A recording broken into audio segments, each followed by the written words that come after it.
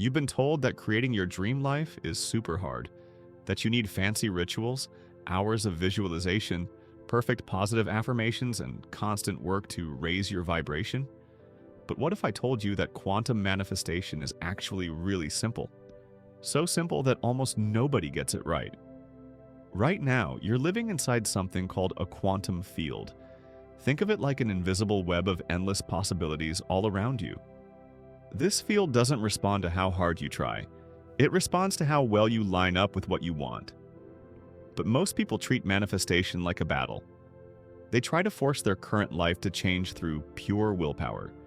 They repeat positive words they don't really believe, imagine perfect outcomes while secretly doubting it will work, and try to stay positive even though their body is stuck in fear and worry mode. This is where everything breaks down. In the quantum world, forcing things creates resistance. Let me break this down into something simple. Quantum manifestation isn't about getting what you want, it's about becoming the version of reality where you already have it. It's not about changing the outside world first, it's about becoming the person on the inside who naturally attracts that world to them. The quantum field holds every possibility you can imagine.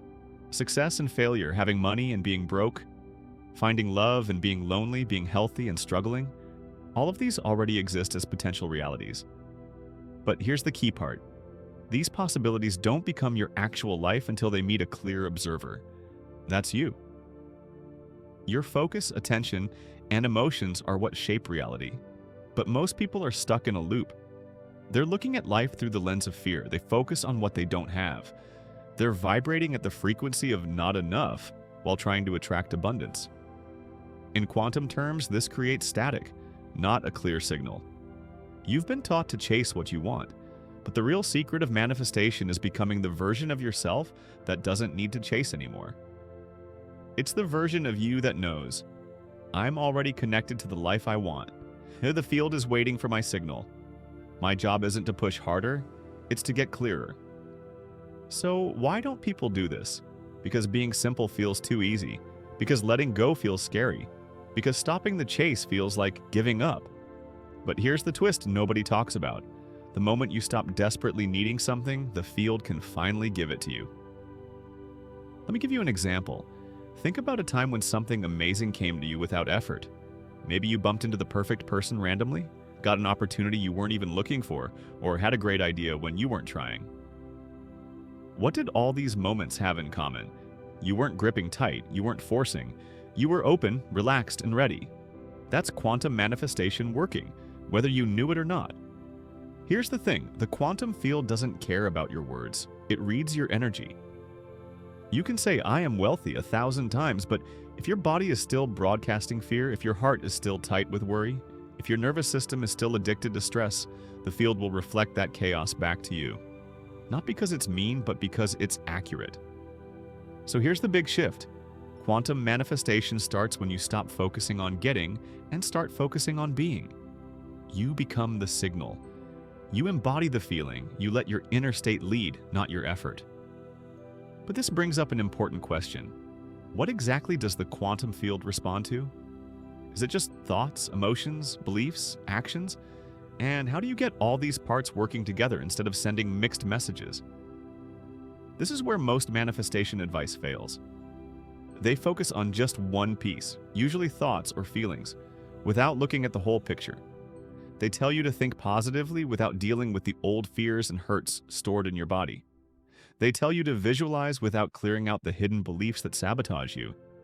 They tell you to say positive things while your nervous system is still preparing for failure. But the quantum field listens to your complete signal, your whole integrated message. That's why alignment isn't just a mental game. It's a full body, full system, full energy shift. In the next part, we're going to break down exactly how the quantum field works, why the observer effect matters, what wave collapse really means, and how your subconscious sends out signals even when you don't realize it.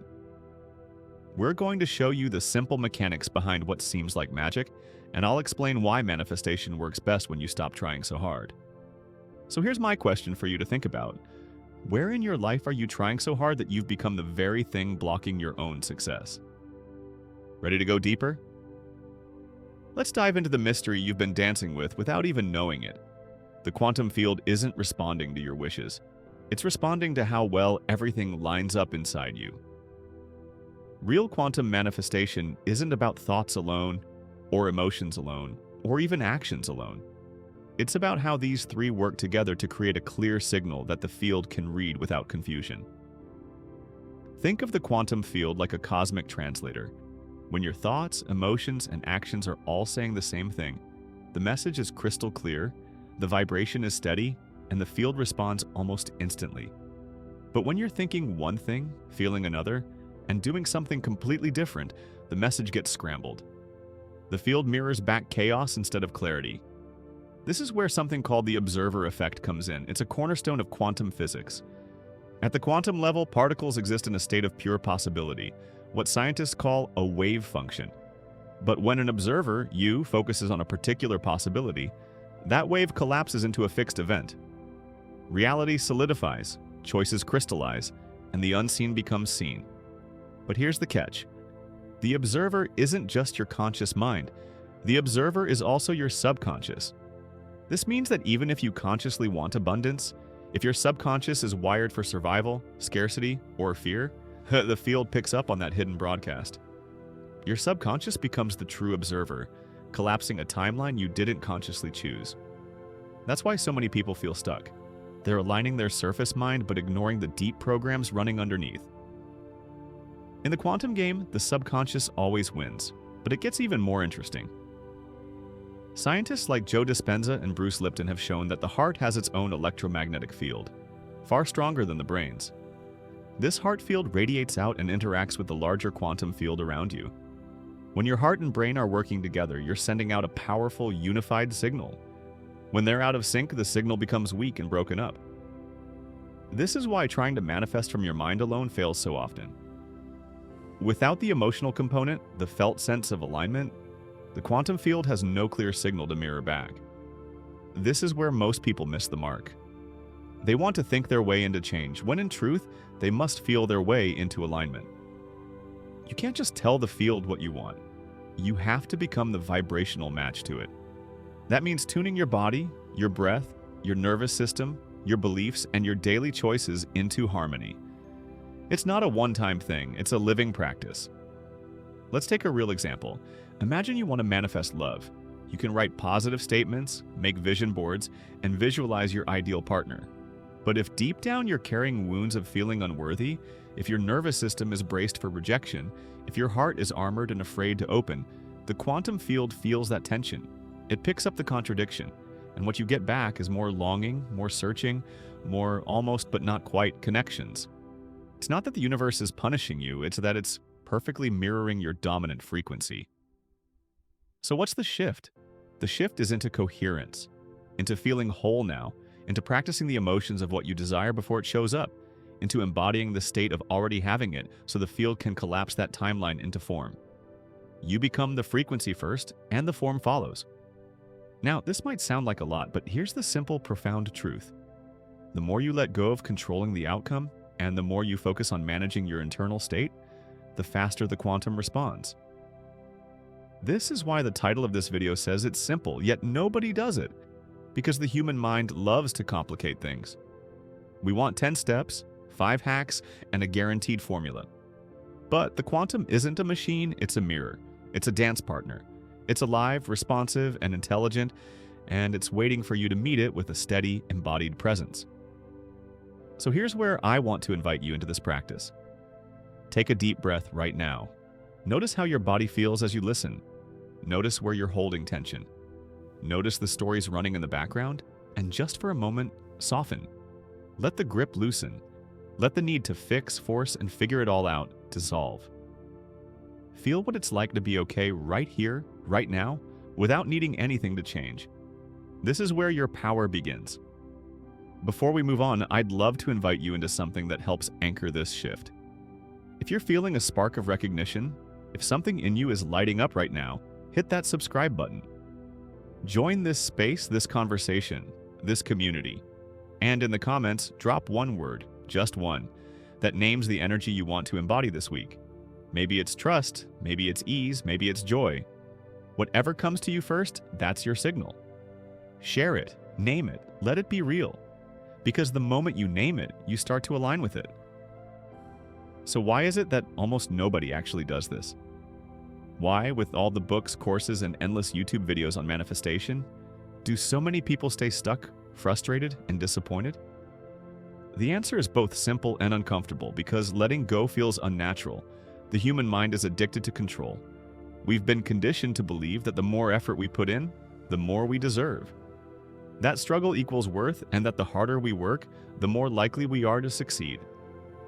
So when we encounter a system like quantum manifestation, where the central key is coherence, alignment, and surrender, it short-circuits our programming.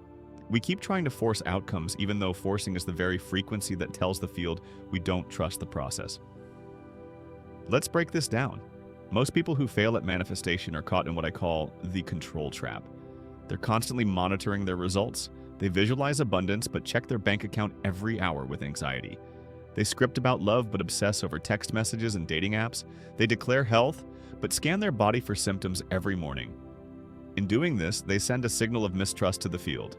They're affirming one thing consciously but broadcasting the opposite subconsciously. Why does this matter so much? Because the quantum field doesn't speak English or Spanish or any human language. It speaks the language of energy, and energy never lies. You can say all the right words, but if your nervous system is bracing for loss, if your mind is locked in loops of doubt, if your body is flooded with stress hormones, the field listens to that deeper frequency. This is why so many people are exhausted. They're doing all the things, but they're doing them from a place of anxiety, scarcity, and lack. And so they manifest more waiting, more lack, more efforting, more searching, because energetically, they're not in the timeline of already having. They're in the timeline of trying to get. And here's where it gets even more subtle. The subconscious mind runs about 95% of your life. It's the automatic pilot that shapes your habits, beliefs, emotional reactions, and sense of identity. You may consciously want a breakthrough, but if your subconscious is anchored in old stories, I'm not enough, nothing works for me, I have to fight for everything, those stories will collapse the wave into the same old outcomes. This is why positive statements without embodiment feel hollow. This is why visualizations without nervous system regulation collapse. This is why action without an aligned identity leads to burnout. So, what can you do? First, you must understand that quantum manifestation is not an add-on to your life. It's a recalibration of your whole system. It's a remembering, a returning. It's about becoming the version of you that lives inside the timeline you desire before you see evidence of that timeline in your external world. For example, if you want to manifest abundance, you practice feeling abundant now. Not later, not when the money arrives, but now. You treat yourself with generosity, presence, and care. You let go of micromanaging the outcome and you focus on embodying the signal of trust. If you want love, you practice loving yourself.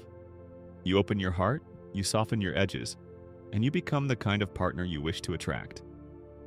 You stop seeking validation and start living as though you are already enough, because you are. If you want health, you stop scanning your body for what's wrong and you begin nurturing what's right. You shift from survival mode into resilience. You practice gratitude for the body you have while gently guiding it toward greater vitality. And here's the paradox. When you stop needing it so badly, it arrives faster. Not because the universe is testing you or playing games, but because you are no longer the resistance.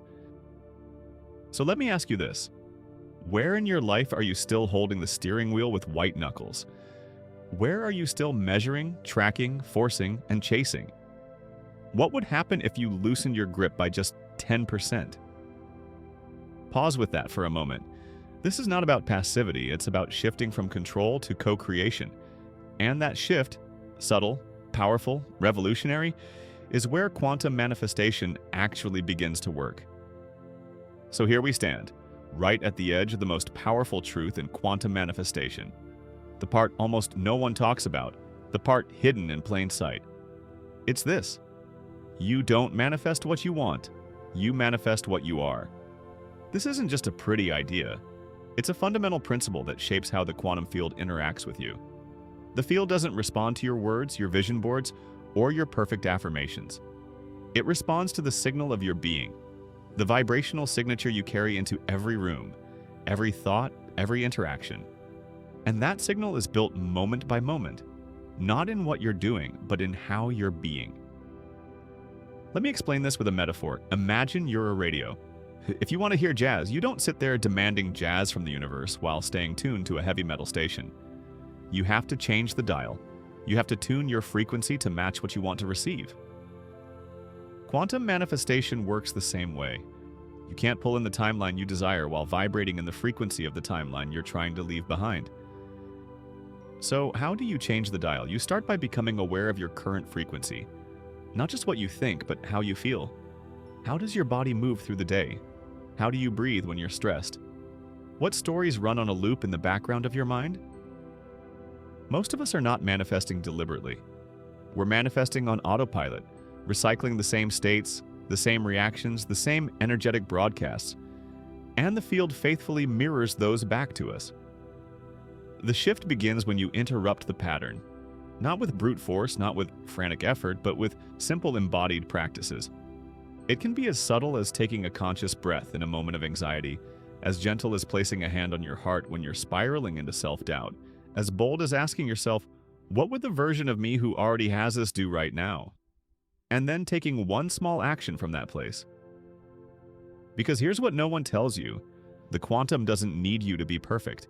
It just needs you to be coherent. Coherence happens when your thoughts, emotions, and actions move in the same direction. It's when you stop saying one thing, feeling another, and doing something else entirely. It's when your whole system hums with a single unified signal. And when you reach that state, even briefly, you create a kind of gravitational pull in the field. Reality begins to bend toward you. But let's get practical. If you want to embody abundance, practice generosity. Not just with money, but with attention, with time, with energy.